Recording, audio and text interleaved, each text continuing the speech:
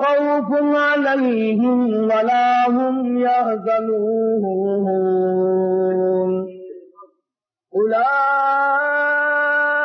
أصحاب الجنة خالدين فيها جزاء بما كانوا يعملون. وقال النبي صلى الله تعالى عليه وسلم أرحم أمتي بأمتي أبو بكر وأشدهم في أمر الله عمر وأصدقهم على عثمان وأقضاهم علي. صدق الله مولانا العلي العظيم وصدق رسوله النبي الكريم ونحن على ذلك لمن الشاهدين والشاكرين والحمد لله رب العالمين. اللهم صل على محمد وعلى آل محمد كما صليت على إبراهيم وعلى آل إبراهيم إنك حميد مجيد. اللهم بارك على محمد وعلى آل محمد كما باركت على إبراهيم وعلى آل إبراهيم إنك حميد مجيد. ہو مشاہدہ آپ کی گفتگو ہو ہر چند ہو مشاہدہ اب کی گفتگو بنتی نہیں ہے بات اور ساغر کہے بغیر.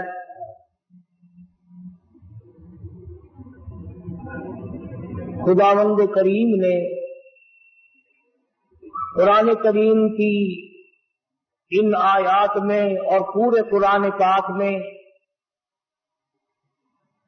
حضرات صحابہ کرام رضوان اللہ تعالی علیہ مجمعین کی صفت و ثنا فرمائی، ان کے واقعات کو دہرایا، ان کی عظمت کو بیان فرمایا. آپ حضرات کو اچھی طرح سے معلوم ہے ملک میں، مسلمانوں میں، پوری دنیا میں یہودیوں کے خلاف غم و غصے کی لہر پائی جاتی ہے کہ ان یہودیوں نے بیت المقدس قبلہ اول کی بے حرمتی کی،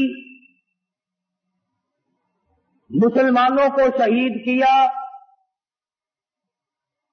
اس کے بدلے میں ہم نے ہڑتال کی اور یہ بتایا کہ یہودیوں ہم تم سے ناراض ہیں، مگر صرف اتنے کہ ہم ہڑتال کرتے ہیں، مال تمہارا کھائیں گے، مال تمہارا پیئیں گے، کاروبار تم سے رکھیں گے، ایجنٹی تمہاری کرتے رہیں گے، صرف تھوڑے سے ناراض ہیں ہم.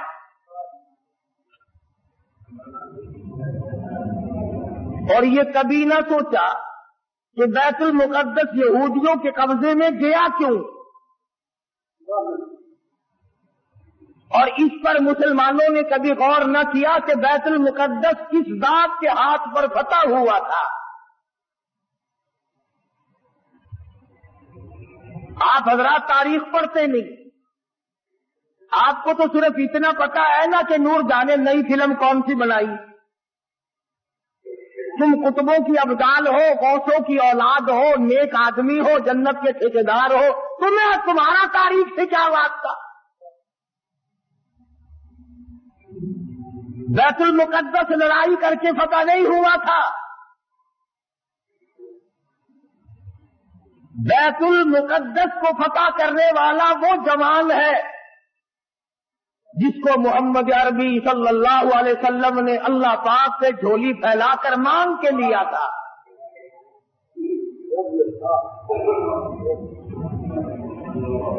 فاروق اعظم کے ہاتھ پہ بیت المقدس بغیر لڑائی کے فتح ہوا. جب تم نے فاروق اعظم کی توہین کی، بے ادبی کی، اللہ میاں کو یہ بات پسند نہ آئی کہ تمہیں میرے فاروق کا فتح کیا ہوا بیت المقدس بھی اچھا نہیں لگتا، فاروق بھی اچھا نہیں لگتا، جاؤ تم اس قابل نہیں کہ تم بیت المقدس میں نماز پڑھو، اللہ پاک نے یہودیوں کے قبضے میں دے دیا۔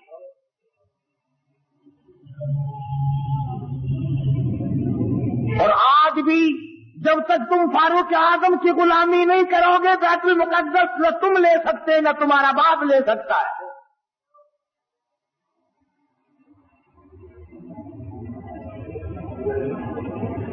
آسان کام نہیں یہ جو صحابہ کرام نے کیے، تم بجائے ان کو آفرین کہنے کے، بجائے ان کو مرحبا کہنے کے، بجائے ان کو خراج تحسین پیش کرنے کے، بجائے ان کو خراج عقیدت پیش کرنے کے، صحابہ کرام جنہوں نے ایران فتح کر کے دیا، عراق فتح کر کے دیا، قسطنطنیہ فتح کر کے دیا، فلسطین فتح کیا، افریقہ فتح کیا، مصر فتح کیا اور یہ تمام علاقے فتح کیے، بیت المقدس فتح کیا، صحابہ کرام کو گالیاں بکتے اور خود حکومت کرتے ہو۔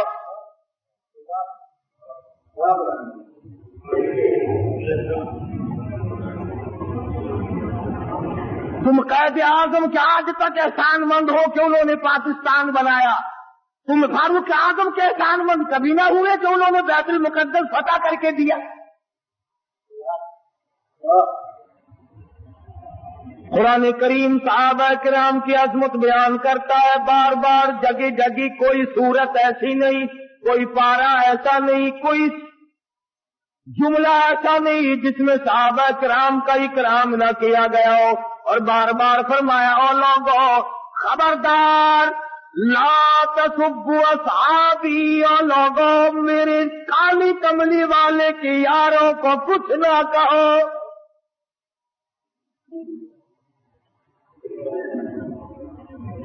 بیت المقدس کا محاصرہ کیا ہوا ہے، 2 مہینے کا عرصہ گزر گیا، بیت المقدس فتح نہیں ہوتا۔ فاروق اعظم رضی اللہ تعالیٰ عنہ کو کمانڈر نے خط لکھا، بڑا مشکل مسئلہ ہے، بیت المقدس کے فتح ہونے کی کوئی شکل نظر نہیں آتی۔ امام المتقین خلیفۃ المسلمین قاتل المشرکین والصدیقین سیدنا فاروق اعظم مراد رسول داماد علی سیدنا فاروق اعظم رضی اللہ تعالیٰ عنہ کو خط ملا، خود روانہ ہو گئے،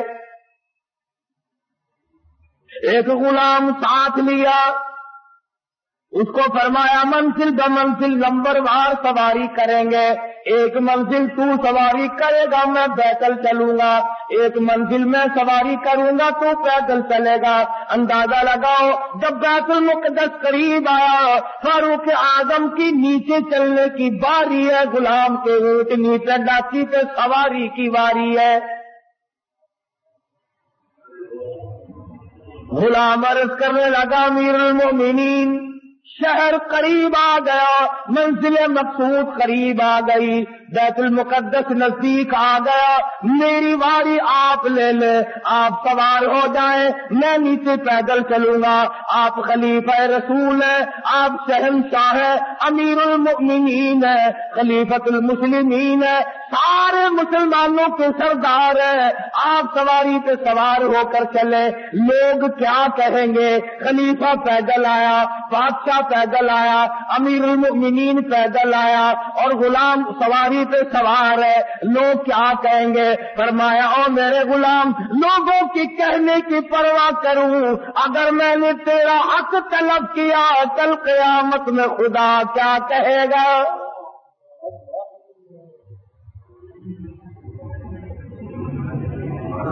چنانچہ فاروق اعظم رضی اللہ تعالیٰ عنہ پیدل چل رہے ہیں، ادھر یہودی اپنی تورات کے ورقے پلٹ رہے، خبر ہے گرم آج ان کی آنے کی، خبر ہے گرم آج ان کی آنے کی، افسوس کہ میرے گھر میں بوریا نہ ہوا۔ فاروق اعظم کا انتظار ہے، खलीफत रसूल का इंतजार है, नबी के सुसर का इंतजार है।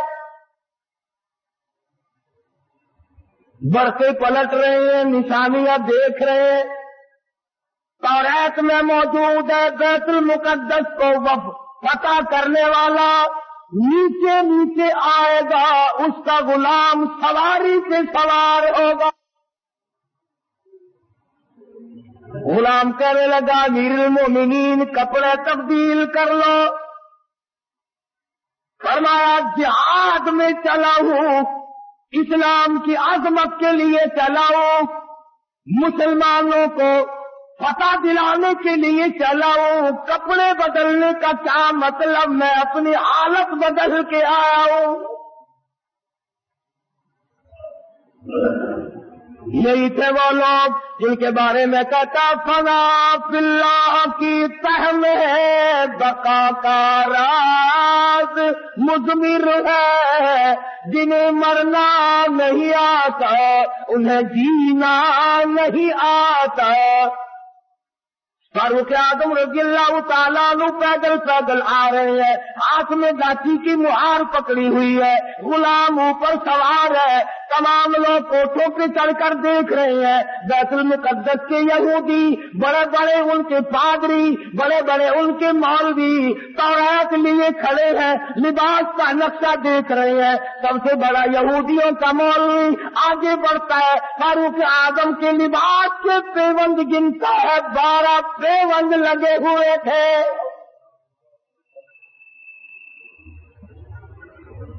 आगे बढ़कर सलाम करता है और पूछता है कि आप मदीने से तशरीफ लाए?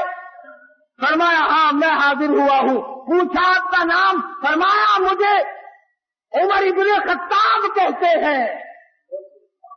और ये दाती पे ऊंटनी पे सवार कौन है? फरमाया ये मेरा गुलाम है। कि गुलाम को सवार करके क्यों लाए? फरमाया कि मंजिल ब मंजिल नंबरवार सवारी करते आए हैं। तो यहूदियों का मौलवी कहने लगा कम से कम हमारे पास पहुंचते पहुंचते तो आपको सवार हो जाना चाहिए था। ये लोग क्या कहेंगे, ये मखलूक क्या कहेगी, ये गैर मुस्लिम क्या कहेंगे, मुसलमानों का ये बात क्या? फरमाया मैं किसी के कहने की वजह से अपने इंसाफ को नहीं बदल सकता।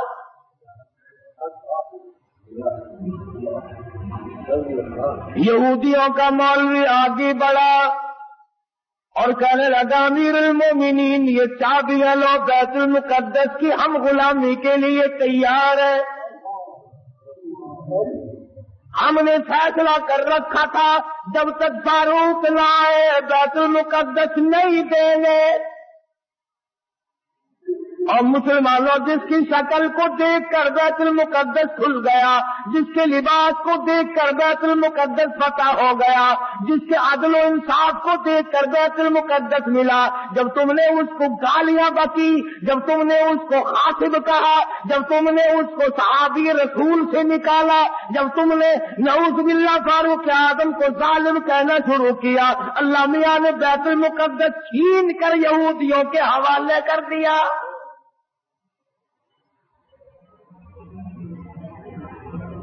आज भी अगर सहाबा किराम की गुलामी की जाए तो बैतुल मुकद्दस 1 हफ्ते में लिया जा सकता है, वरना बैतुल मुकद्दस तो बैतुल मुकद्दस रहा, तुम्हारी इन मस्जिदों की खैर नहीं। समरकंद बुखारे की मस्जिदों को जाके देखो, शराब खाने बने हुए, नाच घर बने हुए। जब लोग चीज को असलियत पर नहीं रहने देते, खुदा फिर बदल दिया करता है निजाम। हम यूं नहीं कहते कि तुमने हड़ताल करके गलती की, ठीक है, नाराजगी का इजहार करना चाहिए, मगर यहूदियों की बोतलें दिए बगैर तो तुम जिंदा नहीं रहते। रात दिन यहूदियों का माल तुम्हारे मुल्कों में खपता है। और मैं आगे बढ़ करके कहूं यहूदियों के बड़े बड़े एजेंट तुम्हारे मुल्क में फिरते हैं, بیت المقدس سے تو ویسے تمہیں نکال دیا گیا، اب بیت اللہ اور ہر میں نبوی روزے رسول اللہ سے نفرت دلانے کے لیے کتنے یہودیوں کے ایجنٹ پھرتے ہیں، یہ جو کہتے ہیں کعبے میں بیت اللہ میں امام کے پیچھے نماز نہیں ہوتی، روزے رسول اللہ صلی اللہ علیہ وسلم کی مسجد میں امام کے پیچھے نماز نہیں ہوتی، خدا کی قسم یہ یہودیوں کے ایجنٹ ہے۔ یہ چاہتے ہیں کہ مسلمانوں کا اکرام توڑا جائے، مسلمانوں کے دلوں میں خانہ کعبہ کی عزت نہ رہے، روزے رسول اللہ کی عظمت نہ رہے۔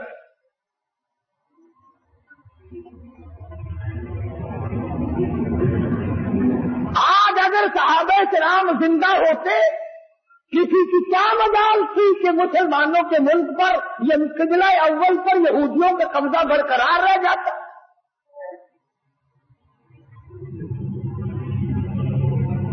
تم جہاد کرو گے، سرخی پاؤڈر ملے پھرتے ہو، رات دن چھوکری بننے کے فکر میں لگے ہوئے ہو، تم جہاد کرو گے؟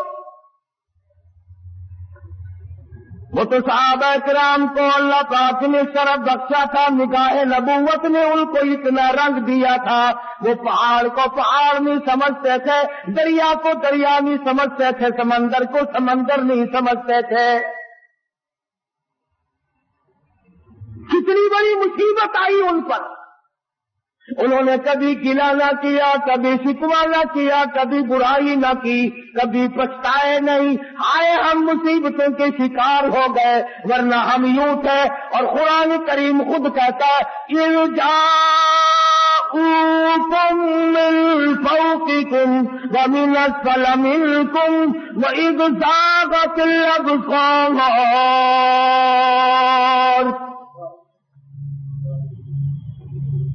قرآن کریم خود کہتا ہے، صحابہ کرام کو کہتا ہے کہ تمہارے دلوں میں آنکھ اٹک گئے تھے، میں نے تمہاری مدد کی۔ وہ عمر فاروق جس کا لحاظ دریا کے پانی نے کیا، دریا کی زمین کو خط لکھ دیا، اور دریا اگر تو اللہ کے حکم سے بہتا ہے تو بہتا رہے، اور اگر شرکیہ باتوں سے بہتا ہے، لڑکی کی بھیٹ لے کر بہتا ہے، بکرے کی بھیٹ لے کر کے بہتا ہے، تیری ہمیں کوئی ضرورت نہیں، خشک ہو جا۔ تو اعظم فرماتے ہیں اگر تو بکرے کی بھیٹ لے کر پانی چلاتا ہے، اگر تو لڑکی کی بھیٹ لے کر رواں دواں ہوتا، خبردار تیری کوئی ضرورت نہیں۔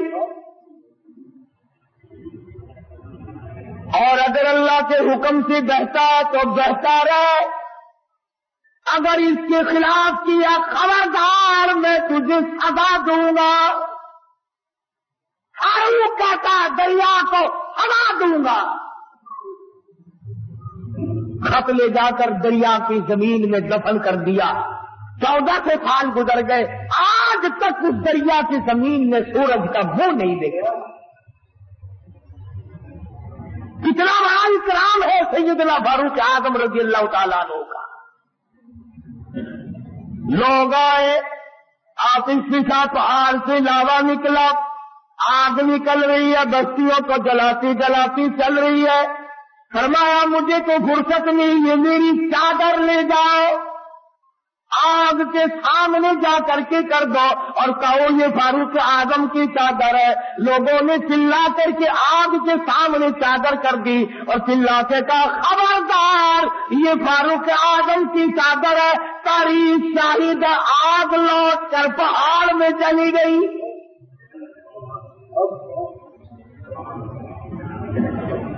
آگ نے اکرام کیا، آگ نے احترام کیا، دریا نے اکرام اور احترام کیا۔ آج مسلمان کچھ تو دشمنی کرتے ہیں اور کچھ ان سے چند ٹکے وصول کرنے کے لیے فاروق اعظم کا نام لیتے ہوئے ڈرتے۔ فاروق کا نام آئے گا پھر 4 پیسے کون دے گا؟ اور میں کہتا ہوں 4 پیسے تیرے کب تک چلیں گے؟ ہم تر مرحوم بڑی اچھی بات کا تھا، جدوں قاسم ہوتی کو چروتے محبوب حق تعالی، جدو قاسم ہوتی تو سر اٹھے محبوب حق تعالی ابو بکر عمر دے ہاتھوں سن صابر وڈارا دے